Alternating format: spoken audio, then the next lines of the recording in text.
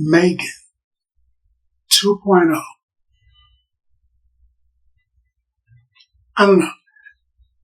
I'm not 100% sure that I was behind this particular killer robot. M3gan's back. There is another killer robot, Amelia, that is out, and she's wiping out anybody that had anything to do with her or M3gan's programming. So they're like, "Oh my God, we gotta stop the robot before it gets to us." And Gemma, the creator, they tell her it's probably coming for you next because it's wiped out the rest of your team. Very Arnold Schwarzenegger in Commando. We need you to get in the fight because people on your team are getting wiped out, and you're probably next. So Gemma is forced into the fight, and it turns out that M3gan was never actually defeated in the first movie. They destroyed her body. She kind of creeped into the internet, and she's just been floating around their house. She helped them buy a house. She helped them. She was helping them pay for it. They didn't even realize it. And she was there, man, watching them through the computer system and stuff like that. Kind of creepy. And, you kind of think, is that kind of stuff, that kind of stuff could really happen. People could be watching you through your computers and everything. So she's been with them, and she's been doing things to keep them safe. Which to me, goes against the original movie because she really wanted everybody dead. But they explain it in a way that makes sense and fits into the movie. But something that I didn't like was their killer robots, their assassin robots, their murderers, crazy robots. And for some reason, they all knew karate. In the vampire movies, when you get bit in the neck by a vampire, all of a sudden you know karate. If you're an assassin and you're working for the government or whatever, they teach you karate and everything. When you're a killer robot, she's like, she was all karate, kung fu, judo, whatever. Aikido, I guess, is a reason for that particular one. And I'm just thinking, if you have the strength to rip a door off the hinges or to flip a car or do something crazy like that, why are you kung fu kicking people?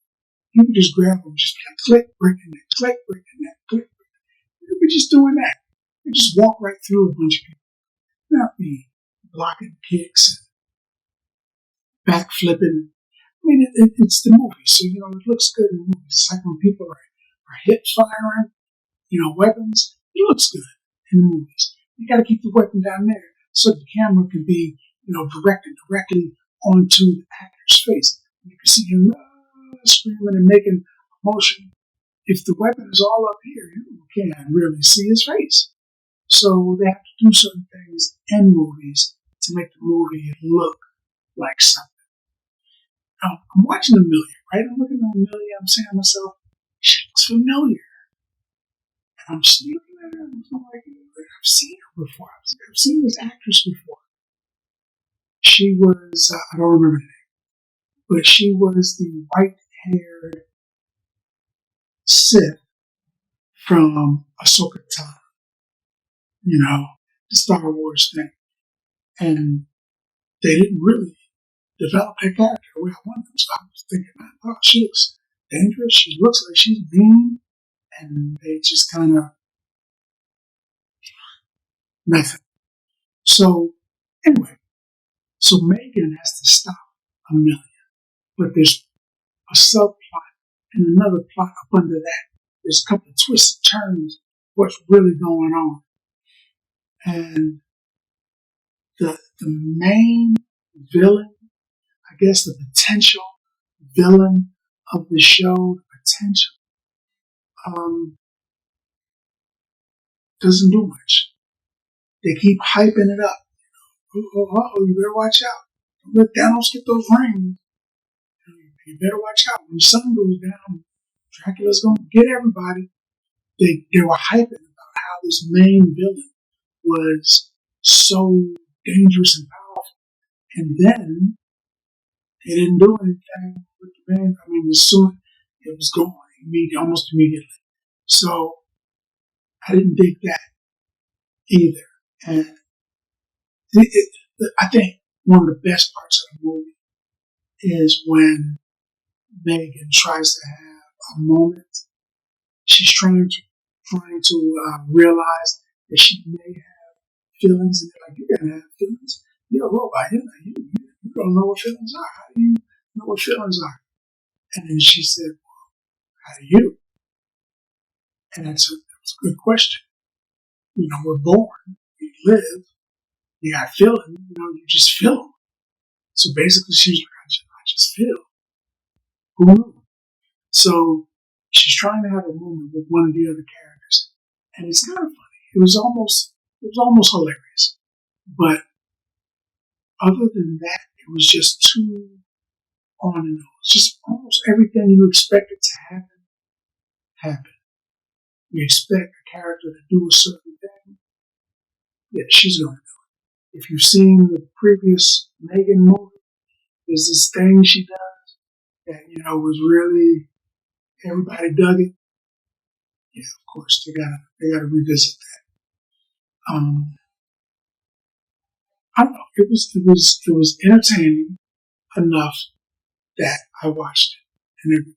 Stay for the end. There is no end credit. I watched it. I enjoyed it, but it wasn't what I was expecting. I was expecting more. So M3gan 2.0, I would give that movie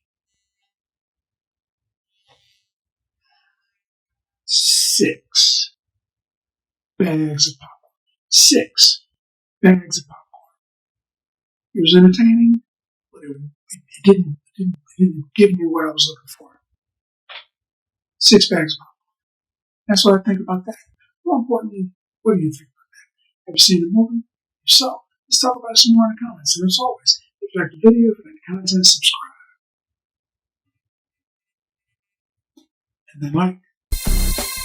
Popcorn passport. Get your